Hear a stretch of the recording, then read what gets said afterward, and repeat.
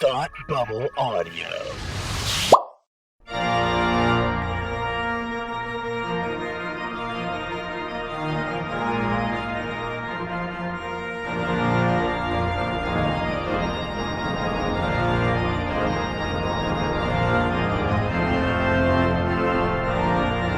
Hi, I'm Tim, And I'm Frank.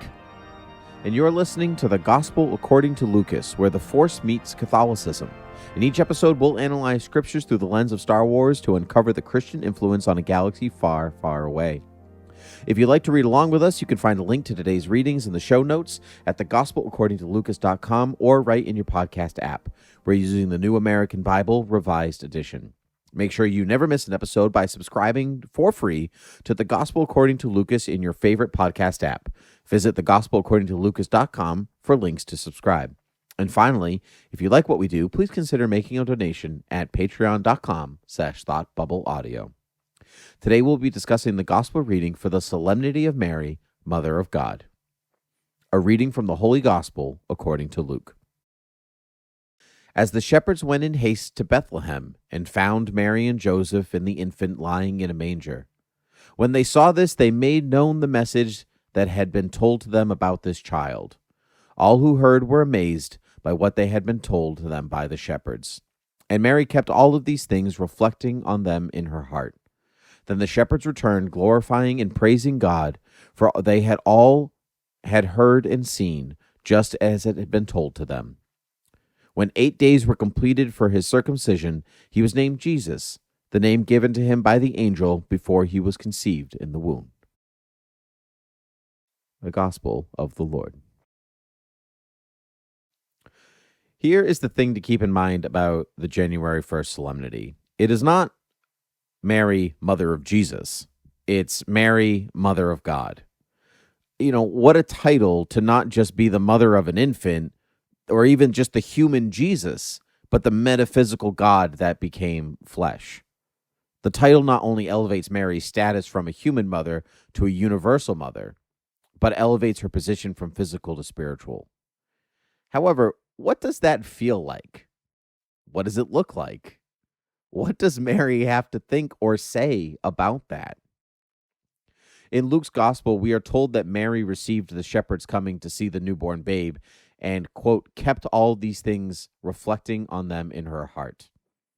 Mary had to grasp the sheer importance of her place on earth and her son's place and mission at that moment, and hold on to it not just in her mind, but in her heart.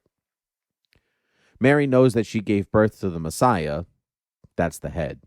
But how tangible is that idea until strangers show up at your bedside to see a new baby?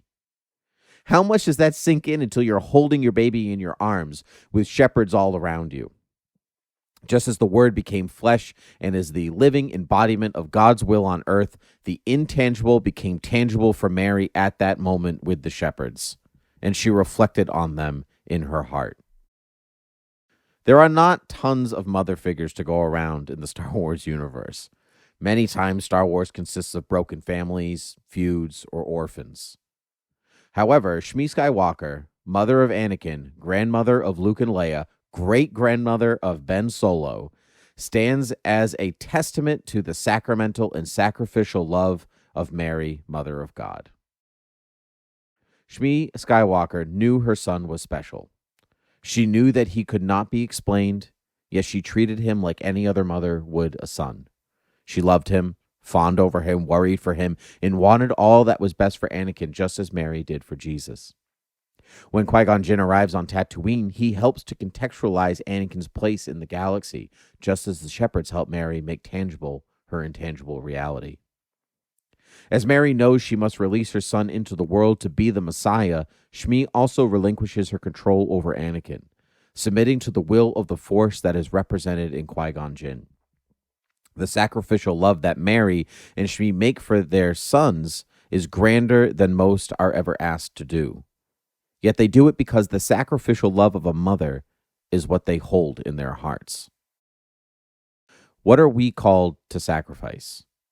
What shows up at our doorstep to make tangible the intangibility of God's will? End of homily. Very Ron Swanson of you. End of speech. Yeah. End of speech. Shmi Skywalker is his great grandmother, right? Did I get that right? Yeah, because she would be Leia's grandmother. And yeah, right. Yeah, you did it right. Yeah, you made a face when I said it, and I was like, wait. No, I was like, I never thought about that. I hadn't either until I wrote it down. Yeah. I was like, wow, yeah, that's his great grandma. Yeah, no, I never thought about that. That's what I was reacting to. Yeah, that's a great observation, and it does make me think about, the way that Ben reveres his grandfather. Vader. It's interesting how much he reveres him, and almost worships, almost ancestral worship what he's doing. What would Ben's reaction be if he sort of knew the whole story? If he knew Anakin's whole story, what would his thought process be if he sort of knew the whole, like, where he came from and who Shmi was and what Shmi wanted for him and how he fell away and all that? Would that have changed, Ben's path forward? Anyway, you made me think about all of that in just pointing that out. Like how would she have felt? She probably wouldn't have felt great about it. Yeah, probably not. Probably not. Yeah. But it's so true that there are in the New Testament anyway, relatively, or rather, I'm sorry, in Star Wars there are relatively few mother figures that parallel Mary as perfectly as Shmi does, because there's so much brokenness in so many families, or so many, you've got the all the different, for all various different reasons, why people are orphaned or people are clones or whatever, and Shmi is this centering, grounding force for Anakin and really for sort of the saga as a whole. She is this very grounded person who's sort of no nonsense and simple, but simple and pure. And there's just not a lot of characters like that in Star Wars. I mean, maybe the next closest would be Leia eventually, but we don't really get to see her as a mom all that much. No, almost. By the time that she's a mother, Ben is already grown, and there's this distance between them and all that stuff. But there really isn't. There's not. I mean, Padme would have been, but again, we didn't get to see her as a mom because she died before she got to act as a mother to her children. Before she barely saw her children, in front of her before she was like, well, that's it for me, Padme out.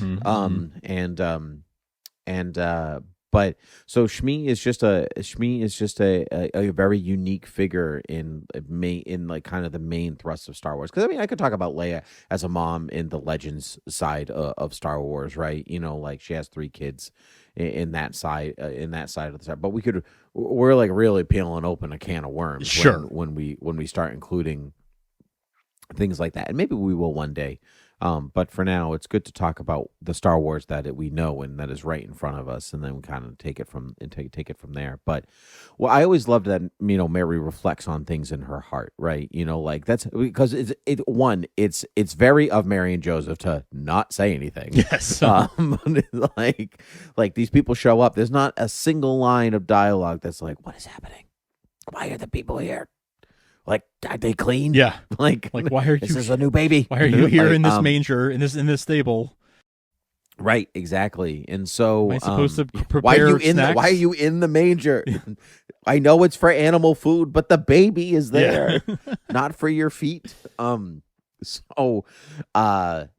So I like that very much. She reflected on these things in her heart, and which means that she probably reflected on those things in her heart for the rest of her life. I'm pretty sure that strangers showing up and saying that we heard about your baby, it leaves an indelible mark on you, because she knows what Jesus is. She knows the whole point, right? That's not a mystery to her. So Anakin is a mystery to Shmi. That's right. Really the huge difference there. I'll tell you what, you're absolutely right that she would have been reflecting on those things for the rest of her life, and we know that because St. Luke knows that. So how else would he have known that unless she told him that, right? It's something that must have stuck with her until later in life when he was writing this, decades after the events that he's describing. He wouldn't have known. He wouldn't have known those something as personal as she reflected on these things in her heart. That's right. Unless that was passed on to him, by her or through other folks. It had to have been through somebody, because Luke wrote 70-ish, 80-ish years after the death of Jesus. So like that's a long time out. But Mary would have been in her 40s when Jesus died, 30s or 40s. 40s, because she was about 14, 15 when she gave birth to Jesus. So 30 to 33 years later, if de facto, do some math, she's in her 40s, right? So so she would have known these people, right? Mary doesn't just go away. She knows these people. She knows Peter. She knows John. She knows James. She knows Judas the first and Judas the second. She knows Paul, and Paul knows Luke, and that's what's all important there. Exactly. Yeah, well, Frank, thank you for being here today, and thank you for all of you out there for listening. Know that we are praying for you. We hope you are praying for us. God bless you, and may the force be with you.